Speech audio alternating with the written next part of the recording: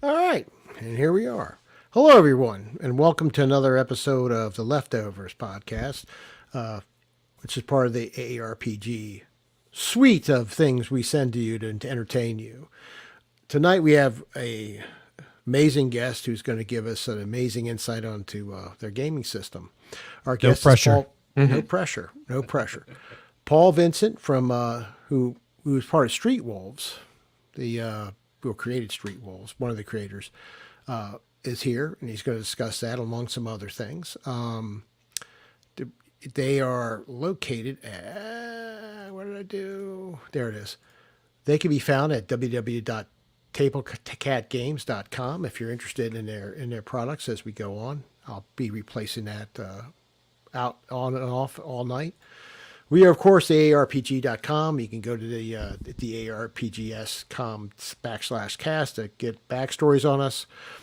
And please like, follow, subscribe, Table Cat Games and us. I appreciate that. Now on to the necessary part of our show where Matt takes over and updates us. We'll do that, then a quick recap of last week's episode. All right, it's super short this week. So, all right, obviously we've got Paul Vincent here from Table Cat Games to talk about Street Wolves and a bunch of other stuff. But I just want to look forward a couple of weeks. So next week we're super excited. We're going north of the border to get some of our Canadian friends on the show. No Quest for the Wicked. I don't know if you've not had a chance to listen to them, you should go check it out. They do. I'm mid listening to their amazing Starfinder actual play, and they've got some other projects.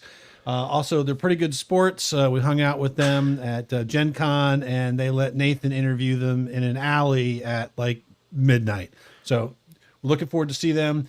And but 31st of October, Halloween, the cast is going to take a spooky break. We're going to not be on the air. So for that week, we just hope everybody stays safe, has a great time, eats way too much chocolate, that whole deal.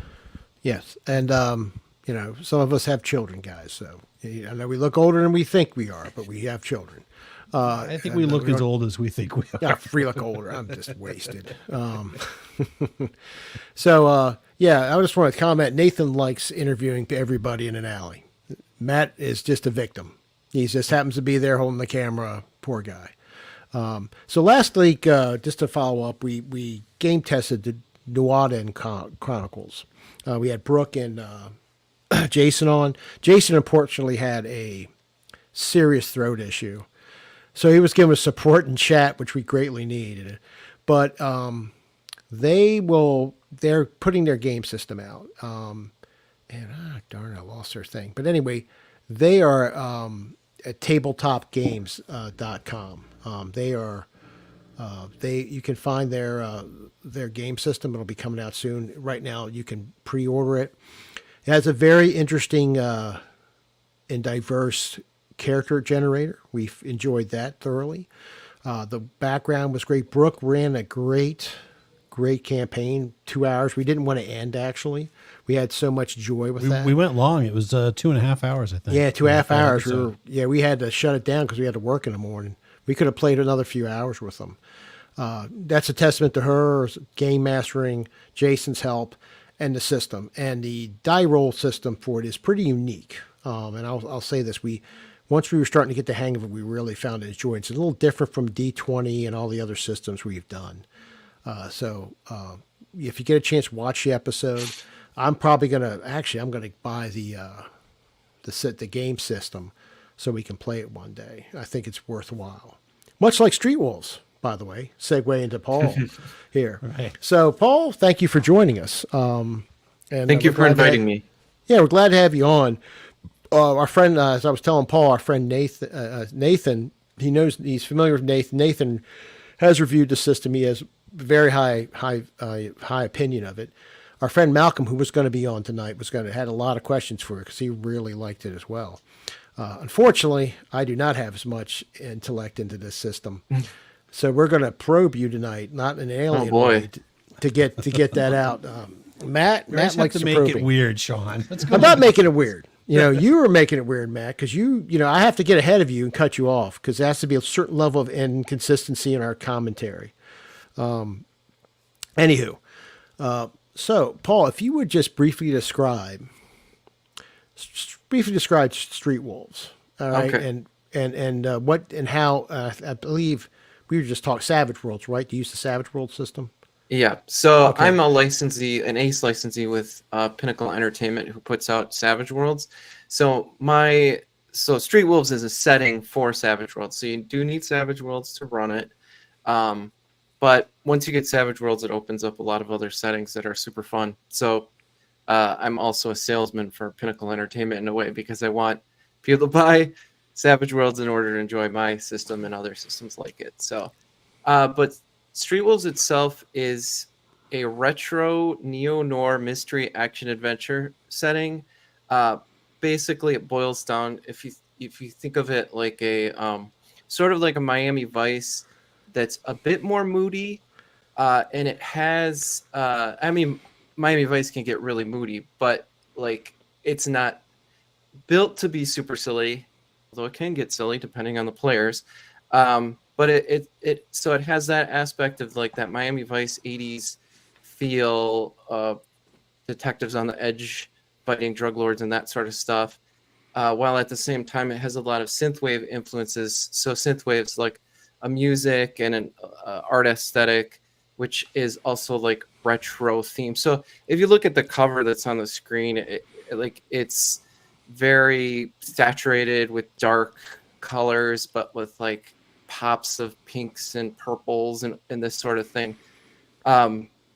So like I tried to fuse them together, and I feel like I was pretty successful of having this interesting take of kind of like detectives on the edge fighting crime that's hiding in the shadows. So No, I like the cover. It sort of captures what you said. That when you said Miami Vice, that because I'm looking at it, going, wow, that's sort of retro-ish and a little bit cyberpunky, but it's not quite there because it's basically it's like a dark. It is like a Miami Vice thing, and I think I like it. It sort of sets a nice tone for what you just said. yeah, so one of the biggest differences between synthwave and cyberpunk is technology has Yes. destroyed civilization essentially. But synthwave has hope for the future, where the evil is more under the surface. So it's like I almost think of it as like a proto cyberpunk. Like this world could easily turn into a cyberpunk world if it just keeps going down a certain direction. Oh, okay. Yeah, like that makes perfect sense to what you're saying.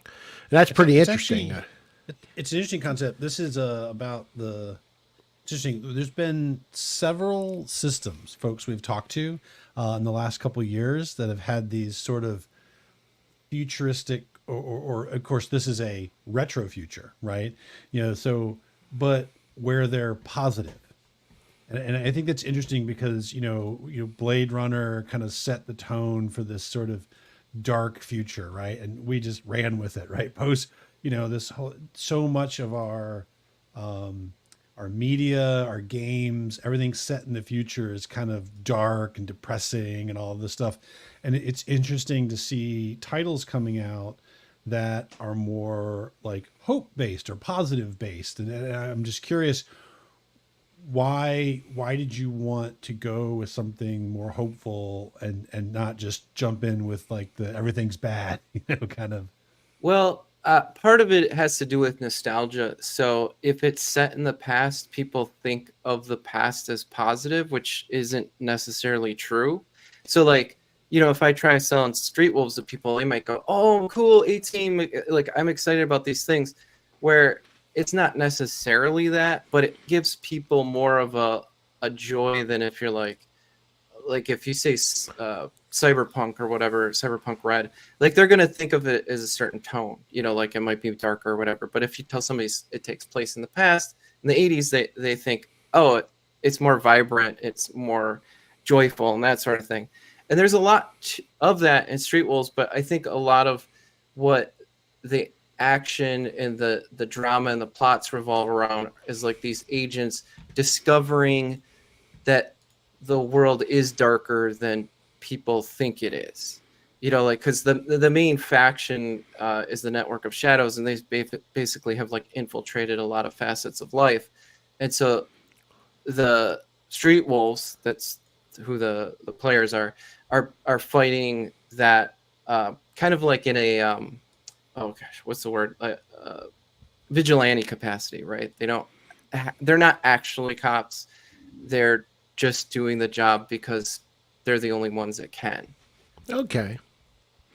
That's pretty, yeah. So that's a nice, unique take on that sort of genre, because you're taking a piece of like Matt said, like cyberpunky things, and you're putting it a nice taking it down a slightly different path, like because there's no like as you described, it's not like that super tech dark and everything's corporate and blah blah blah, and you know where like the Harrison Ford esque scenes, right?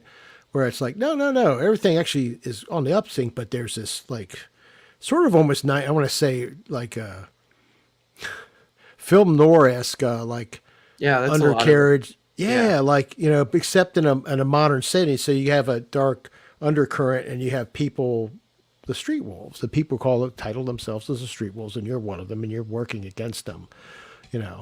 So that's a cool aspect to that. I think. Yeah, and a lot of what came out of like, I love Miami Vice. This isn't did Miami too, the actually, Vice yeah. the game, but it is pretty close to it in a lot of ways. And there's other influences, but what I had done for a long time is I was going through the series and taking notes, and I was trying to replicate things that you see in that kind of a show. So, for instance, like I introduced a drive mechanic, which is like sanity, sort of, but it's more like a stress. So, like if you watch Miami Vice, you'll see like Crockett has some real breaking points, Sonny Crockett, throughout the series because he's just driven so hard. He's on that edge and he falls off a couple times. And so I came up with Drive, to replicate like, well, what's it like having to be a vigilante on the edge and seeing bad things and like sometimes having to do those bad things yourself, and so like as you get lower, there's some consequences to it on like a lower drive. And then once you hit zero, there's rules like you can either lose your character or you can attempt to do like a comeback story. It's just harder to like maintain relationships, and you might develop like a bad habit. I don't know how PG or R you want it to be, but like Anything there's you can pretty much substance say anything. abuse, Yeah. those kinds of things. Like I give some examples in the book, like because if you watch like cop shows and stuff, like you'll have dirty cops, you'll have cops that become addicts, you'll have cops that like become like so focused on dispensing justice that they go over the line. So like those are suggestions for like, okay, if your street wolf has zero drive, you might be one of these types, but like I said, everyone loves a comeback story, so it doesn't necessarily mean you lose your character. You just have to work with the GM like, okay, my street wolf's a bad guy now, but I want them to become a good person again, so you can work towards that.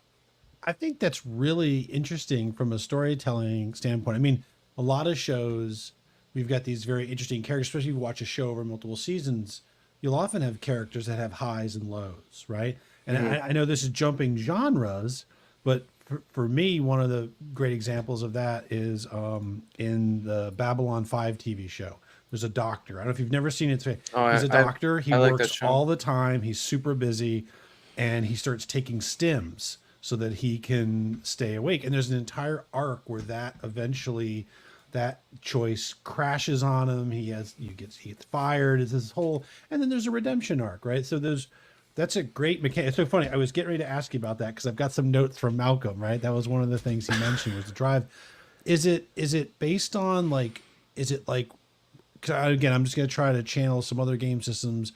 Like, I know like in Vampire, there's humanity, right? And it's based on the level of thing that you observe is more difficult. Is it choices they make? Do you have like like if you witness this, you witness that, or is it more just narrative decision? So Originally the mechanics are based on the Savage Worlds, because I'm using Savage Worlds. The old horror companion, the new horror companion does it differently, the Sanity. But then I kind of reworked it to be thematically appropriate. And so the things that trigger a drive check, so you have to roll spirit, like that's one of like your main attributes is spirit. You have to roll spirit if you do like XYZ. And I give a list of suggestions for those kinds of things. So like if the bad guys win, you have to make a drive check. If you stand by and innocents get hurt and you didn't do anything about it. One of the big ones, and this is because I'm a huge fan of Delta Green, and so there's certain aspects of Street Wolves. This is a little Delta Greeny, where in Delta Green you have to make a sanity check if you kill anybody, regardless if they're like guilty or in it. Like just killing another human being is bad. So in Street Wolves, you kill a drug dealer, you have to make a drug or a drive check, right? Like violence is inherently bad. Right. You may have a good reason to do it, but still take its toll on you.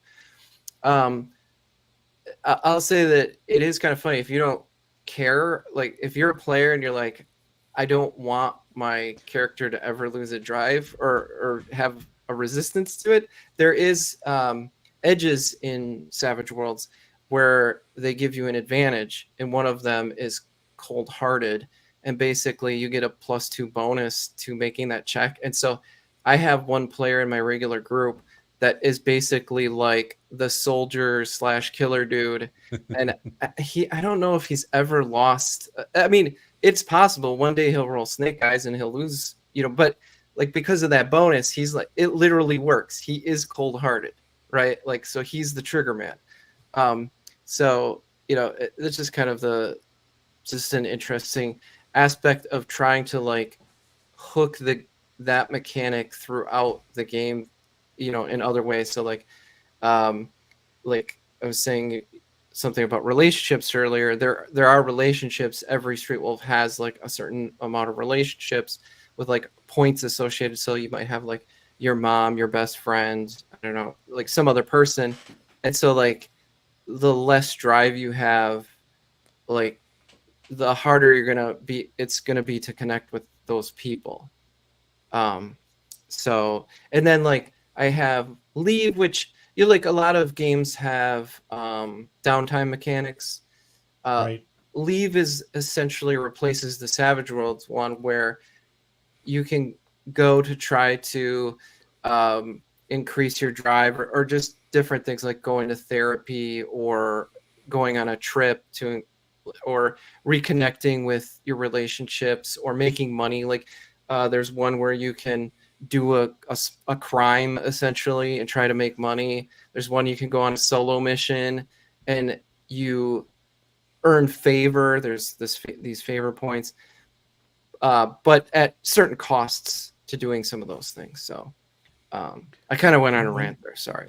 No, it's it. When you That's what we want. It's funny you mentioned That's that. what we want. Yeah, we do. So circle back around because you mentioned it twice, and then Malcolm has it in his notes here. He talks about the relationship mechanic. So yeah, maybe kind of go into that because I actually think it's an interesting concept. Like often, again, from a storytelling standpoint, right? How many times in stories do we have it's like some sort of connection that they're either trying to maintain, they have, or they're trying to build or something like that, and their work, how that affects that, and how they try to maintain what is a normal life, right? How do you street wolf and be normal? How do you come home, and be normal or have friends? So yeah, I'd be curious, what's the relationship sort of mechanic that you use? So I will say again, this is another aspect that's a little bit Delta Greeny, where in Delta Green there's bonds. Street Wolves is a little more forgiving than Delta Green because like Delta Green's built to like your bonds are always eroding.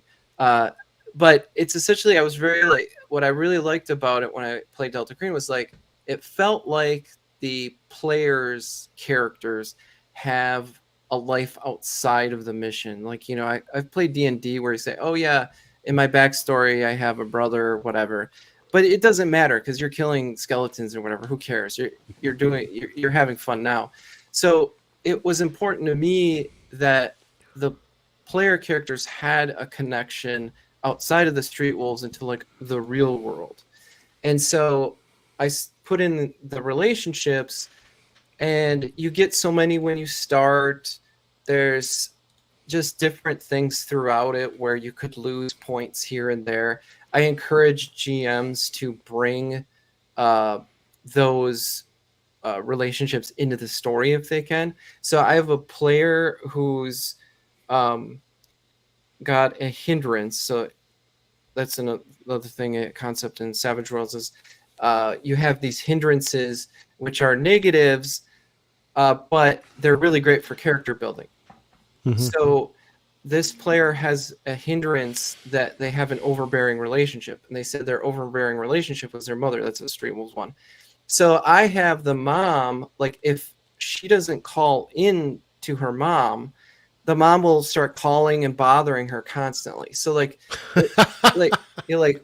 she might show up, like, so where what are you doing? What, You're not home for dinner. Where are you? Where have you been? Try to sneak in the warehouse. I and washed your get the whoopee. call, right? Oh my God.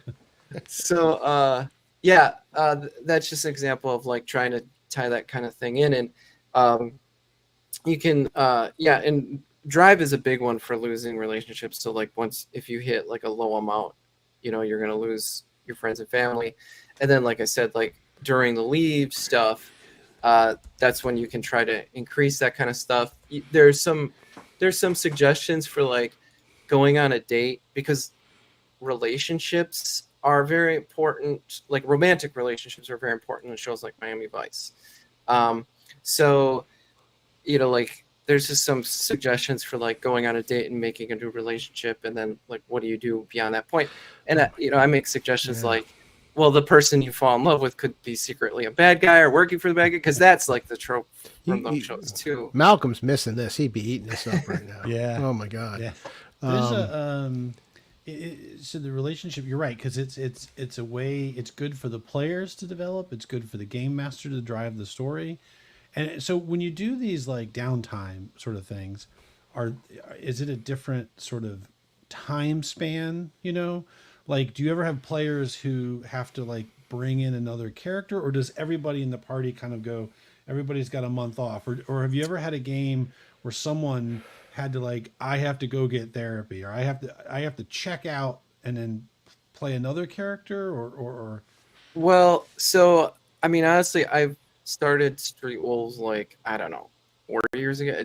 Time is just a mysterious thing, but I've only recently in the last 6 months have been able to run a Street Wolves campaign.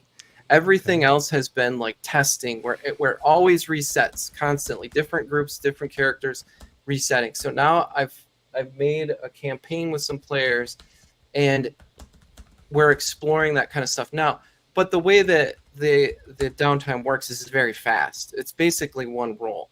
So what I generally do is we'll have like a 2-3 sessions, which is like an arc or something, like is the episode. And then at the end of it, I say, okay, we'll do a leave now. And then we'll just kind of go through each character. What did you do? And then it resolves very quickly. And then like I was saying with the player with the mother, she's not really pulled out of it at all. It's like, just kind of like, you can kind of cut back and forth if you need to. But yeah, I haven't really had anybody like have a character that has had to leave yet or anything like that. Yeah, I just didn't know how they dealt with like the timing and everything like that. You've got okay, well that's very cool. When you first tested it or ran, so this might be, maybe I don't know. I know I took my friend, sorry, I took one of my kids and some of their friends for a drive one day. I had to be the parent driving a car, and they all climbed in my Jeep, and they didn't know what to do. They were trying to figure out how to roll the window down, but they never actually rolled the window down, right? Because it has like, so have you ever had anyone play that like they forget that this game there's no or how do you address, is there technology, an 80s version of the internet, or is it literally You've got There was no you know, 80s internet. Well, no, that's what I'm saying. So, is it? Do you ever catch anybody? Does anybody get caught? Like, oh, I look for my Well, cell phone, or I look it up in the internet. Well, no, that these things are if they're not there at all, they're very different in the 1980s, right?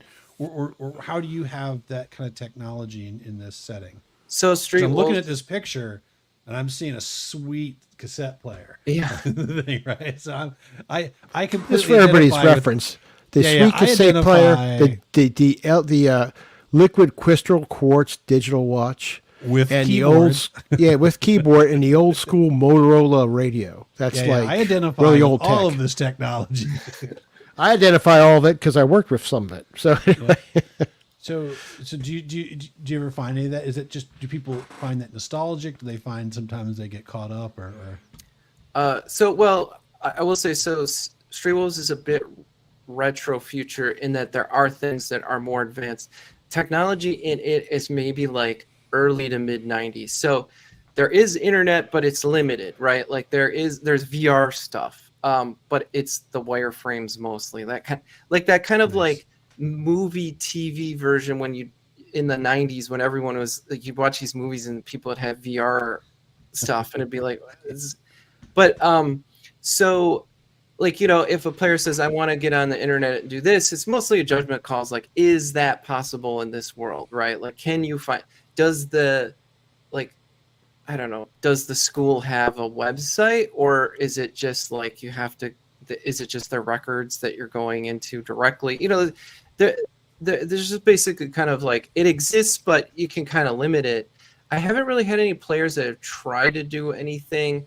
I mean, it's funny because I keep bringing up Delta Green, but I do have a player that plays my Delta Green game where it's in the 90s and she's trying to take pictures with her phone. And I'd be like, no, you can't do that yet. Like every once in a while I have to remind her. But like I haven't really had that in Street Wolves yet. I did have a player who didn't know what a Rolodex was or a phone card. But that's just kind of minor. Like, I mean, if you've watched enough movies and stuff, Yeah. you can kind of pick up on like that whole the vibe. You really. almost need like a glossary to the 90s life, right? This is how you do everything. No, that's pretty cool. That's funny. I like it. yeah, see sort of how you came along with this. So I want to say Darcy does have a point. The internet was called a phone book. So that is absolutely true. That's something I have had to remind people that like they're like, well, we have to call this guy.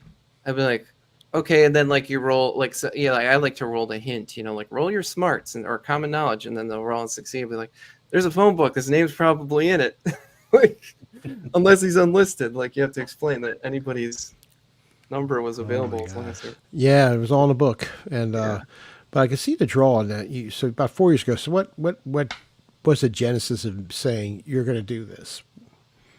I'll keep the story short because it's a long genesis, but the quick version is I've always been interested in writing and creating, and I didn't know that there was an outlet to make my own thing. Like I don't know, I just thought it was like D&D, right? Like or whatever that was out there. Like you had to be a company. Then I decided, okay, you know what? I'll make my own thing, and I started basically making a G.I. Joe ripoff, and then using the OpenD6. So that is Star Wars West End Games. I used that. I ran it for a while. It kind of fell apart, and then like years went by. Like I had the whole book written essentially. Then years went by, and then the pandemic happened. I had extra time on my hands, and I was like, I'm gonna do this. I found Savage Worlds. It had enough of what OpenD6 was doing, plus all these extra things that I liked, that I said, oh, this is perfect. Then I started working towards it, and so that old game wasn't completely wasted. The faction that the major faction in that was Wolfpack, and that's who runs Street Wolves. It's essentially like almost like that game was the prequel to Street Wolves is now. Very cool. Like I kind of just skipped over that game, and then that's the backstory. So And how would you have you worked directly with Pinnacle, or I mean, clearly they have a creator's license. So have you operated pretty much just using their creator, or have they interacted with you at all, or I've I talked just to don't know them. what the level of Yeah. I mean, I've talked to them. They're very nice people. It's mostly like I had to put together a document that showed that I could release cool things, and they have like production values and all these sorts of things that they're looking for. They have several tiers of licenses. So there's fan license, which basically you can do whatever you want. You just can't charge money for it. There's Adventurers Guild swag, which is drive-through RPG only. There's a bunch of stuff with that. I'm not in swag. There's a lot of super talented swag authors. But I went for Ace, which is the top one. And the reason why I went for Ace is then I could sell my stuff anywhere. I could do Kickstarters. Like the Pinnacle will take a cut on drive-through, but not anywhere else. So going back, yeah, I put together this package. I sent it to them. They said, great job. And it just gives you like, once you're approved, you're pretty much like, you don't have to send them anything ever again as far as like for okay. approval. That's good. Nice. Yeah. And like, you know, I'm sure if I started doing kooky things that went against their, you know, core beliefs or something, that they'd take my license away. But Right. no, we're pretty good. So. Well, that's good to hear. We appreciate, you know, there's a lot of these companies out there. I noticed it's becoming very popular to have pretty open, I mean, within restrictions, but open creative licenses. And it really is, there's a lot of people out there. I think it's nice to see things like Drive-Through RPG, you know, because I agree with you. Growing up, it's like, oh, I'd have to have a big publisher. I'd have to find a way to, you know, print 1 million books and ship them all over. No, you could get into print if you want. But you know, there's digital options out there. Kickstarter's great. I saw it was like funded in like a few hours. I think it said or something like that on there. So that's great. Hey, so this is I get to drive Sean crazy here in a second. There is a hunger for that though, like what you did and what they allowed you to do, Paul. Because I remember this when Wizards of the Coast or whoever owns them, we'll not say the dark ones, they were trying to change everything with D&D. Yeah. There was a big revolt, you know, and Right. we even like there's people that were like, oh no, we're not doing this. So and that turned me off to that. So it's sort of like if we ever, you know, we have one game we play with that system, and we probably will be switching it up just because of that. Because now we're like, I don't want you owning my character one day because it's my character. Oddly I created enough, it. we're looking at Savage Worlds. Yeah, it's one of those Fantasy systems we're Companion for it, looking at. Malcolm's our- a real Malcolm's a real Savage World- proponent of Savage Worlds. He kind Savage of got World. pulled out of the GURPS, his GURPS spiral by Savage Worlds. Yeah, he was in a GURPS. It was all GURPS. But you know, Matt's going to just ruin my night. So go ahead, Matt. Go ahead and do it. This is where I get to go ahead and ruin everyone's night. Hey, well, I hope you're enjoying the show. Like so many people out there, we'd love it if you would go and like, subscribe, follow, thank, whatever buttons you want to hit on the screens. You can head over to our YouTube site. You can catch us on just about all of the major podcasting services.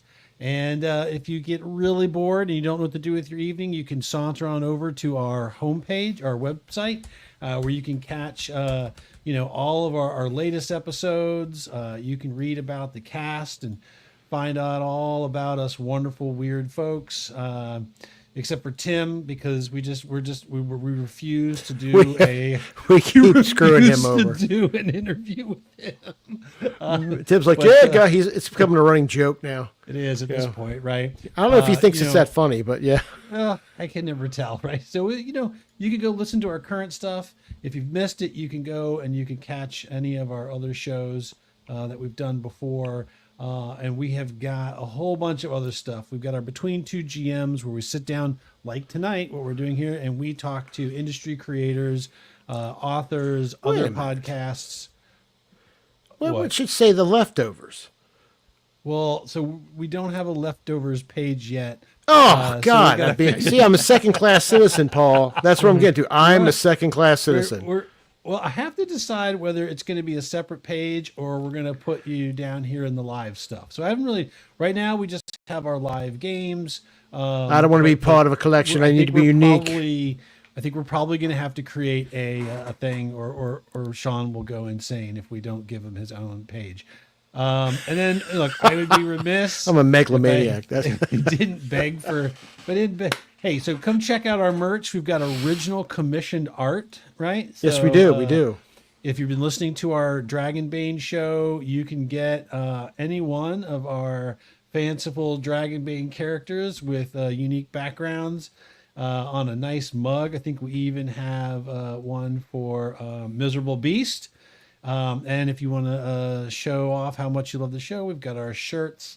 Of course, Miserable Beast shirts, and then lots of other stuff. Yes, if you'd like to buy. yes. Speaking of Darcy, I think that I saw that your sweatshirt should arrive any day now. I hope it's nice. I hope it's comfy, keeps you warm.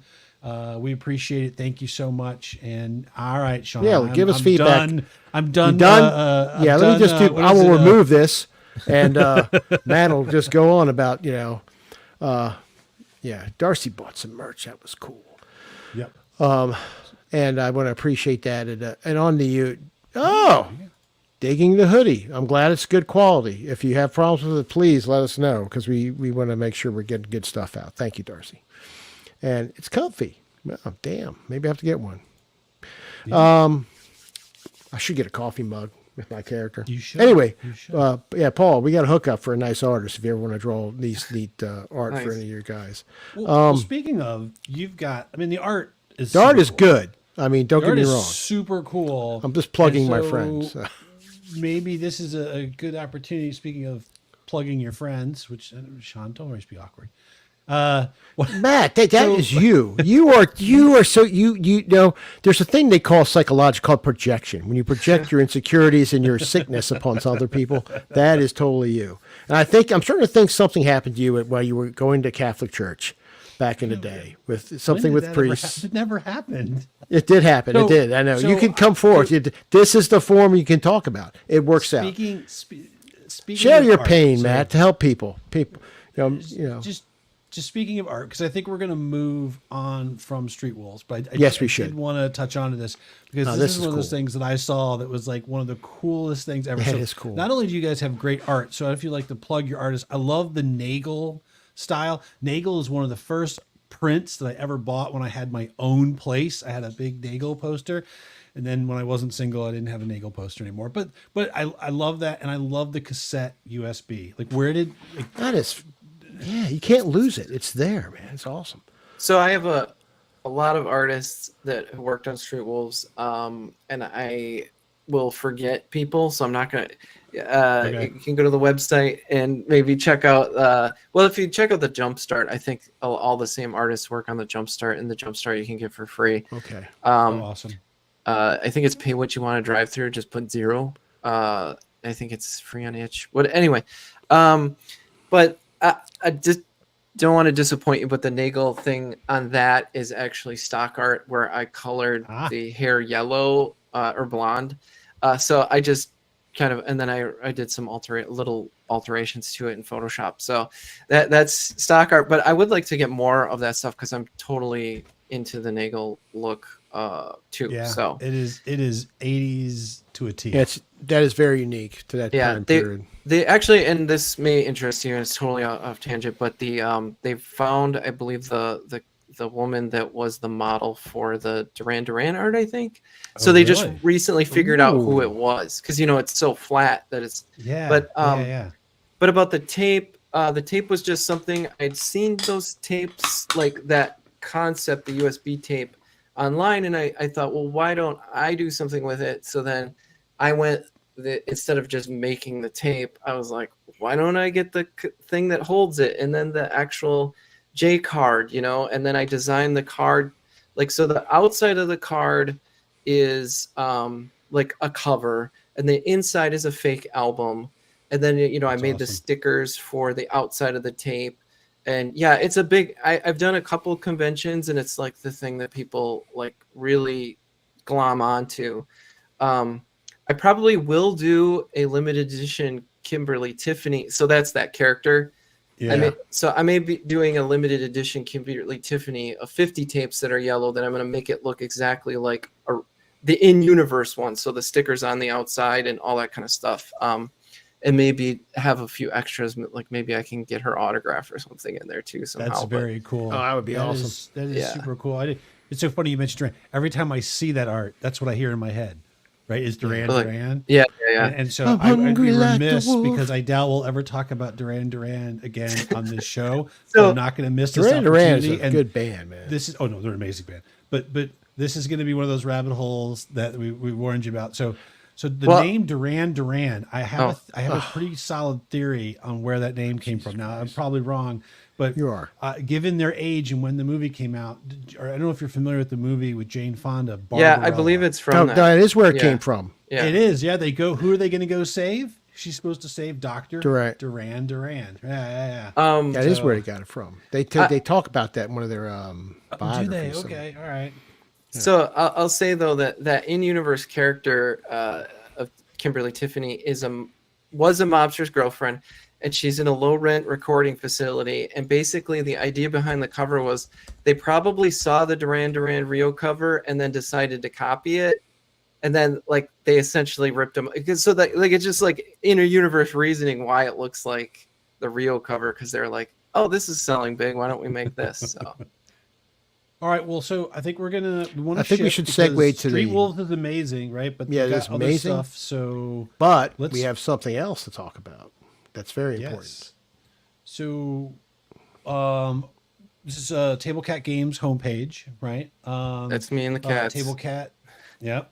And so, who introduced us to these three fine felines? That's Talia, Dr. Jones Jr. Mint, and OG, which stands for Orange Guy. Dr. Jones Jr. Mint. Junior Mint. Yeah. Everybody loves a Junior Mint. That's awesome. That's good. That's quality. So we're gonna jump over here. So you got games. So we've been talking about Street Wolves. Forever King. Give us a quick. What is Forever King? Because I'm digging. I know. I'm digging that. That's done by school- Hodag RPG. He's a OSR artist. He's a super cool dude. Who's the artist again? Hodag RPG is the name he goes by online. Hodag. So Wicked Forever King Hungers is a really rules-like game that's based on lasers and feelings. So there's like one stat, and it's got it's got a lot of dark, creepy vibes with a lot of lore building. There's like a doom counter that I have. So essentially, the game is, can the players defeat the king before he feasts? And so there's like a mission generator of like, the king awakens, he hungers for this, like you figure out what it is, and this is what they have to do to stop it. So like you can make it up however you want, but there's also like tables that you can roll for this stuff. And then very cool. Just it's very improv-y, very loose, it can get a little scary, but really silly and kind of gross. Like it's just got like those kind of dark fantasy vibes. And so, being the salesperson, it's only $3 in PDF. The book is available in physical at Indie Press Revolution still. It's sold out at Tabletop Bookshelf. But yeah, it's a fun game. I like it. I want to go back to that world. I don't know if this is an exclusive for you guys. Somewhere in the next 2 to 3 years, I'd like to do like a more expanded version of that world, maybe using like Morkborg compatible rules. That's funny you mentioned that, because when I saw this picture, that is exactly the first thing does I fit thought, that, right, doesn't it? That does fit a Morkborg like type of environment. Yeah, like I feel like it's Morkborg, but not as nihilistic. I don't know how to describe it. I mean, it's very nihilistic, but not as grungy and heavy metal-y. I don't know. It's kind of just got its own thing. But I definitely like the world and would like to go back to it where like, so this like I said, this game kind of captures a particular cycle, and then the expanded world would be like, well, what's it like in between this like momentous occasion when the king awakens? So as it is now, is this something that you would play? So we've not played the laser one. We almost did. We ended up playing a potato, which was like a 1-page. Probably is as it is now. Is this something like you do in an evening? You Oh just yeah, sit you down could and- do like okay. 3 hours. It's 3 hours. It's a really quick one. Very cool. And it's like different each time because you're kind of running a different random sort of. Yeah, Well, it's all like kind of the end of. Don't want to get this guy feast, but there's like, you've got some replayability. yeah. All right. Well, very cool. We would definitely, if you do start working on any kind of Mork Borg thing, that'd be awesome. Let us know. I will tell you, it's the one game system that we ran at Geek Weekend, I think last year, where we literally had a couple. Our group's pretty dark, and we had a couple of people be like, I don't know. Like, I don't know if I want to do that again. It's really good. All right. So from that, we are going to move on to, I believe, Yes, there we your go. next big project, right? Yep. Monster Tell us about Truckers. Monster Truckers. Long Haul into the Worstlands. It's a weird, creepy, strange, dangerous world that these truckers are driving through, and they are monsters. So you play as a classic, universal type monster. I can't, they're copywritten. I can't take them exactly, but you're like a Frankenstein's monster, or Dracula, or Gilman. Or you could use the serial monsters, right? The werewolf, the ghost, and you get behind the wheel of a big rig and go on an adventure.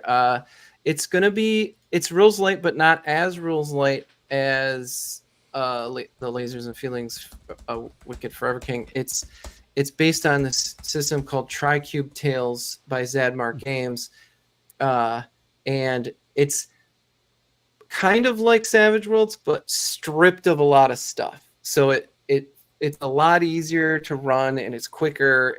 Like it's basically what I wanted to do is have a more freewheeling kind of experience the problem with Savage Worlds, there's only one, is that I can't include the Savage Worlds in my rules in my own book. So this I can produce as its own game. It'll be shorter, but it's full of lore and all this setting stuff, and I'm very excited by it. I'm trying to put in some components like some like mapping, so like you map the route as you go, and you mark down like what mile marker you're at, and there's like a log book, which sounds boring, but it's fun. And then I encourage you to use the CB radio. And one thing I really like to do, another exclusive, is I would like to include like a cardboard cutout of the CB thing for a player to hold on to when they're talking on the radio. Oh, that's a nice prop. Yeah. Yeah. It's funny. So, do you see this as being like? Is this so? You say like you're going to be a monster of some sort.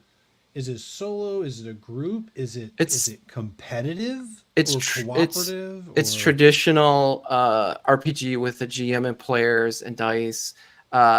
You are a team of drivers, so it's cooperative. So I give suggestions like in the book as I'm writing it, where like if there's only 2 players, you could have one rig and they swap off, like a team drivers normally do.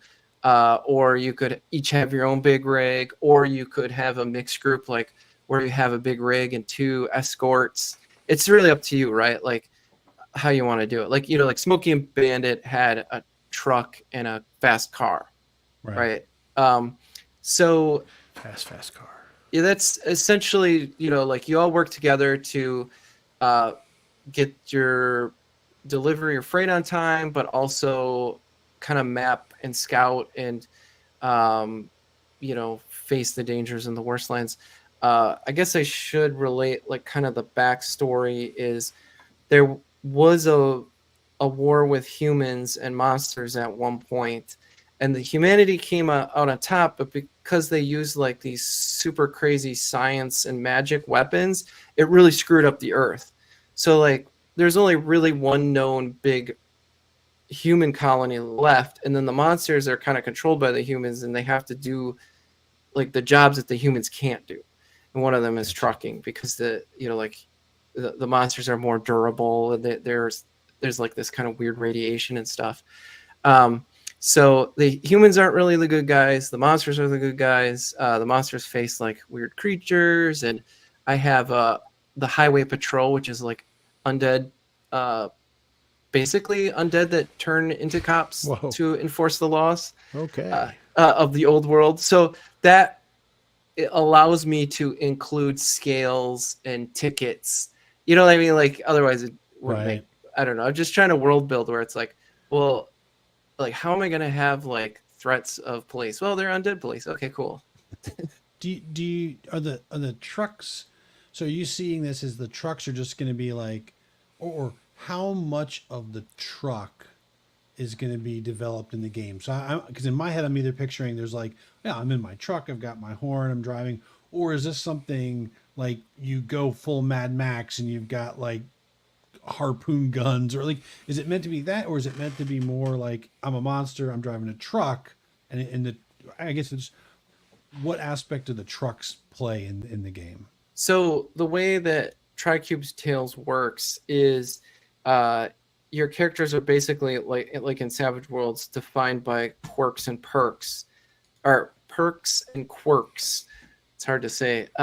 And so your truck will give you extra perks, and it may have extra quirks. So it may be armored, right? So then like that'll aid you when you're getting shot at or something like that.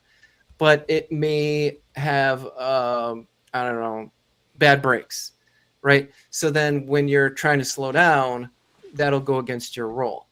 Gotcha.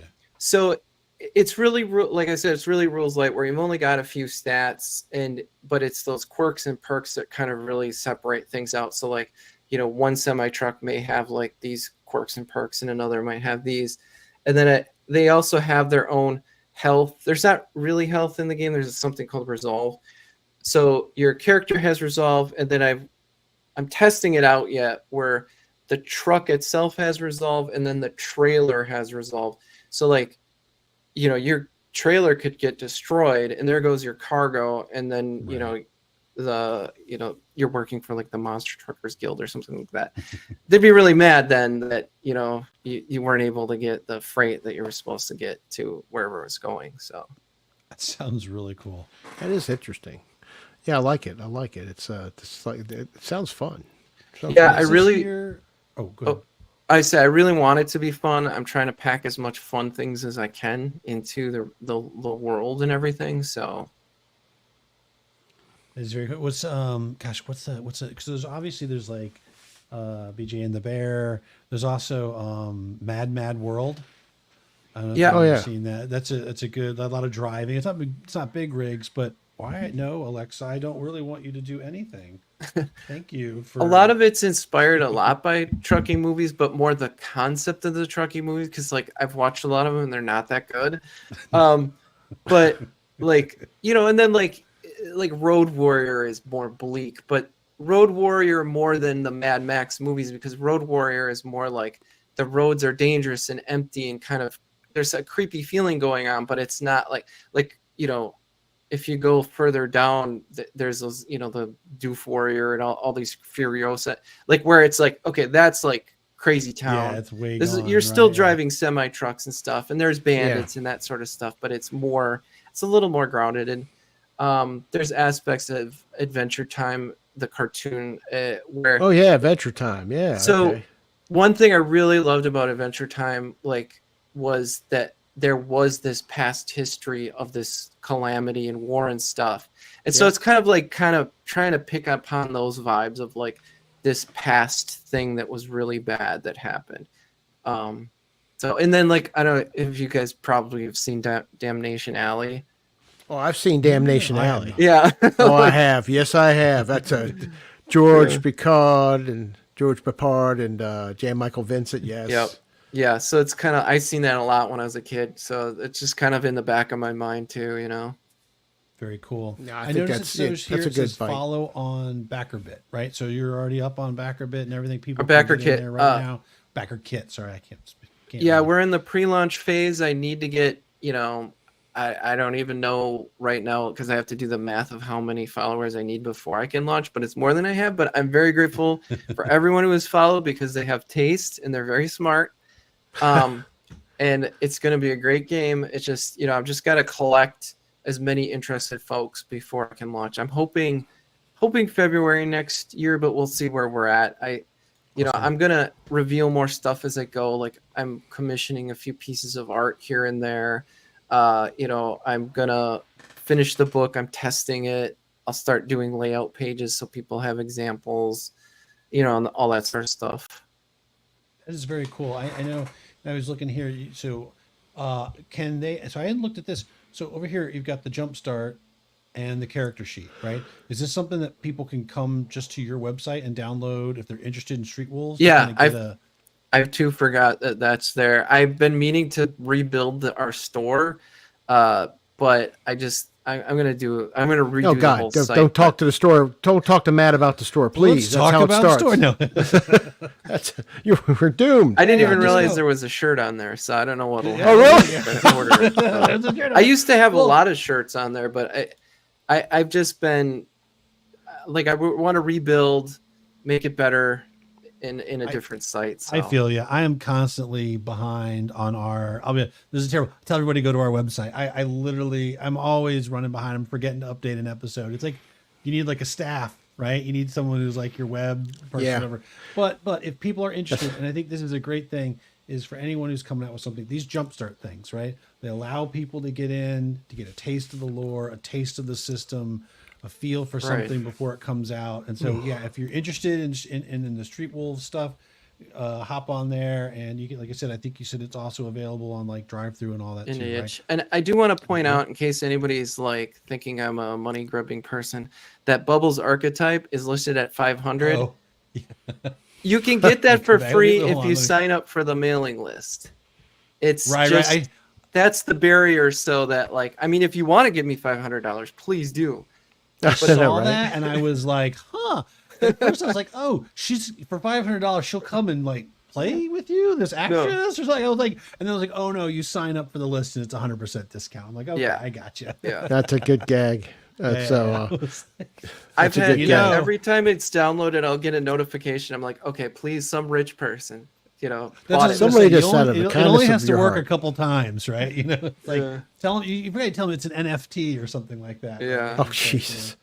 There's Yes, only one yes. of these game cards ever, and if you buy it, it's that's just it. So It'll be worth every penny. So, All so right. we're coming to the close. By the way, we got a few minutes left, and I want to give Paul a chance of something you want to touch upon or broadcast to us. Not really. I out. mean, sign up for Monster Truckers. If you want to get in on Street Wolves, it's still available for pre-order. So there's links on my website to do that.